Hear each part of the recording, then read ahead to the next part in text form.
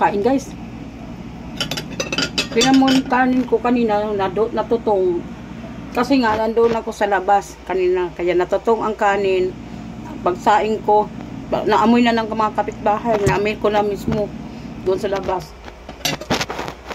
Ito na yung adobo.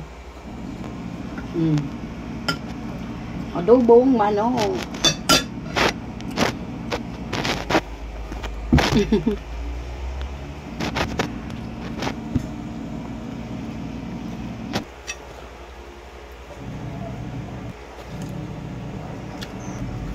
Shout out dyan sa mga kumakain ngayon, panghalian. Kain tayo sa inyong lahat.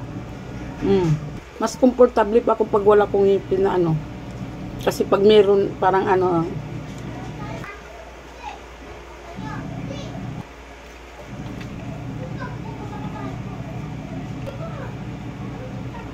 Ang ulam dito na sa kanin, no?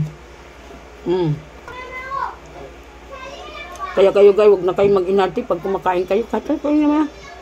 Buti nga meron pa ngayon ng ganitong mga ulam.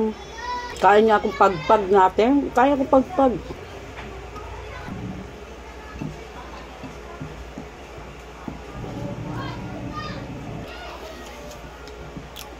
Maraming salamat. God bless sa inyong lahat.